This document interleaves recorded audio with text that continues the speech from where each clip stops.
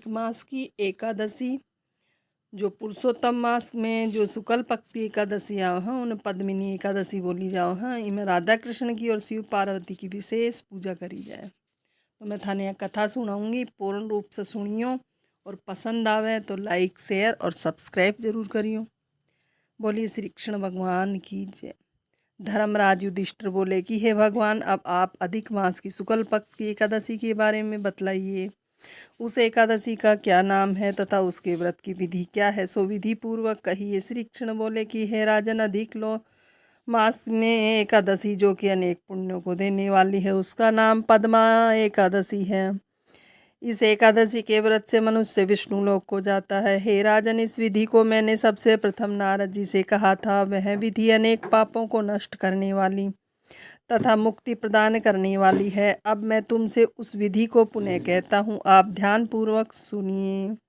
दशमी के दिन व्रत जो शुरू करना चाहते हैं वे कांसे के पात्र में भोजन मांस, मसूर, चना, कोदो, शहद, साग और पराया अन्न दशमी के दिन नहीं खाना चाहिए। इस दिन हविष्य भोजन करना चाहिए और नमक भी नहीं खाना चाहिए।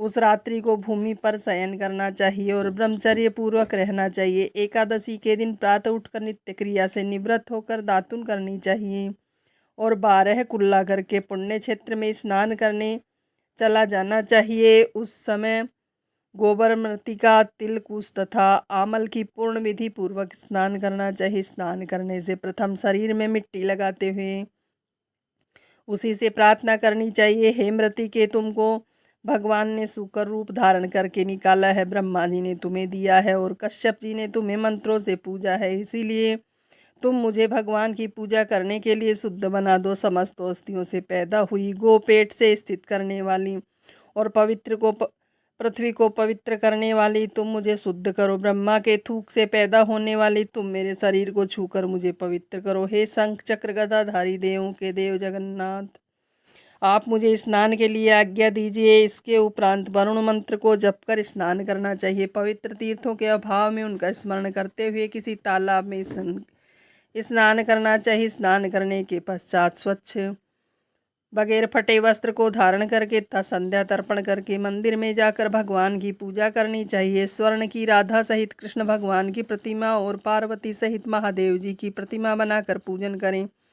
धान्य के ऊपर मिट्टी या तांबे का घड़ा रखना चाहिए। उस घड़े को वस्त्र तथा गंध आदि से अलंकृत करके उसके मुंह पर तांबे, चांदी या सोने का पात्र रखना चाहिए। उस पात्र पर भगवान की प्रतिमा रखकर धूप, दीप, नैवेद्य, पुष्प, केसर आदि से उनकी पूजा करनी चाहिए। उसके उपरांत भगवान के सम्मुख नृत्य गान आदि करें।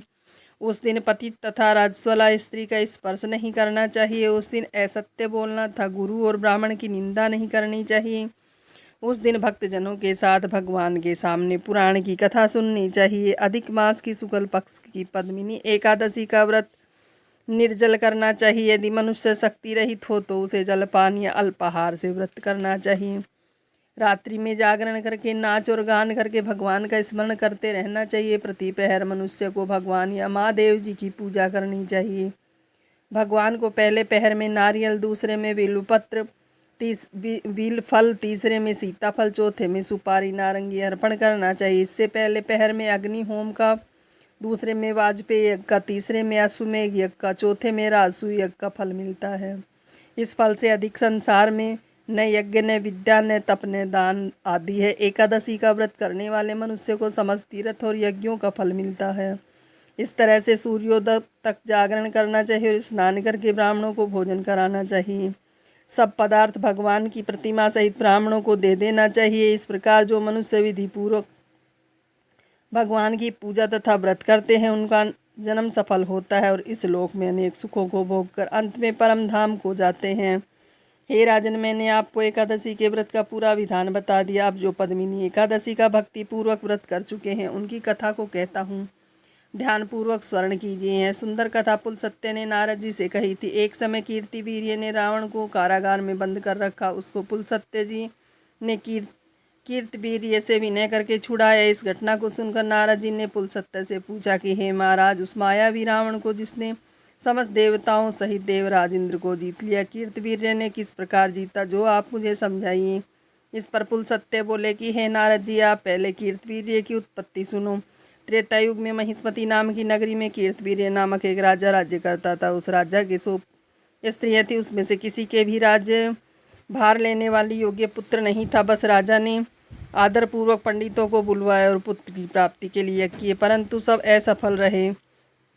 जिस प्रकार दुखी मनुष्य जो भोग नीरस मालूम पड़ते हैं, उसी प्रकार उसको भी राजपुत्र बिना सुख देने वाला प्रतीत नहीं होता था। अंत में वह तप के द्वारा ही सिद्धियों को प्राप्त जानकर तपस्या करने के लिए वन को चला गया।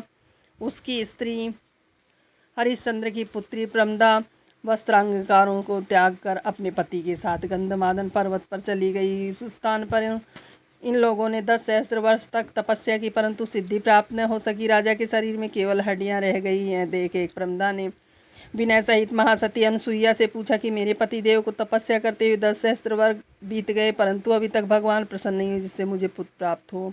इस प्रकार अनुसुईया जी बोली कि अधिक मास में जो कि 32 महीने बाद आता है, उसमें 2 एकादशी आती है, जिसमें शुक्ल पक्ष की एकादशी का नाम पद्मिनी, कृष्ण पक्ष की एकादशी का नाम परमा है। उसके जागरण और व्रत करने से भगवान तुम्हें अवश्य ही पुत्र देंगे। इसके पश्चात अनुसुईया जी ने व्रत की विधि बतलाई। रानी ने अनुसुईया जी की बतलाई विधि के अनुसार एकादशी का व्रत रात्रि में जागरण किया। इससे भगवान विष्णु उस पर प्रसन्न हुए और वरदान मांगने के लिए कहा। रानी उस पर भगवान की स्तुति करने लगी। रानी ने कहा कि आप यह वरदान मेरे पति को दीजिए। प्रमदा का वचन सुनकर भगवान विष्णु बोले कि प्रमदे, मलमास मुझे बहुत प्रिय है, जिसमें एकादशी मुझसे सबसे अधिक प्रिय है। इस एकादशी का व्रत रात्रि जागरण तुमने विधि पूर्वक किया है, इसीलिए तुम पर अत्यंत प्रसन्न हुई। इतना कहकर भगवान विष्णु राजा से बोले कि हे राजेंद्र, तुम अपनी इच्छा से अनुसार वर मांगो, क्योंकि तुम्हारी स्त्री ने मुझको प्रसन्न किया है। भगवान की सुंदर वाणी को सुनकर राजा बोला कि हे भगवान, आप मुझे सबसे श्रेष्ठ, सबके द्वारा पूजित तथा आपके अतिरिक्त देव दानव मनुष्य आदि के अजय उत्तम पुत्र। भगवान उससे तथास्तु कहकर अंतर्ध्यान हो गए। वह दोनों अपने राज्य को वापस आए। उन्हीं के यहाँ कीर्तिवीर्य उत्पन्न हुए। वह भगवान के अतिरिक्त सबसे अजय थे। इसी से उन्होंने रावण को जीत लिया था। वह सब पद्मिनी व्रत का प्रभाव था। नारद जी से इतना कहकर पुलस्त्य जी ने वहाँ से चले गए। भगवान बोले कि हे धर्मराज, मैंने अधिक मास की शुक्ल पक्ष की एकादशी का व्रत कहा। जो मनुष्य इस व्रत को कहता है वह विष्णु लोक जाता है। भगवान का वचन सुनकर युधिष्ठिर ने भी अपने कुटुंब सहित इस व्रत को किया। सूत जी बोले कि हे ब्राह्मणों, जो आपने पूछा हो मैंने सब कह दिया। अब आप क्या सुनना चाहते हैं? जो मनुष्य इसकी कथा को सुनेगा वह स्वर्गलोक को जाएगा। ये पद्मिनी एकादशी की कथा समाप्त। बोलिए विष्णु भगवान की जय। जय।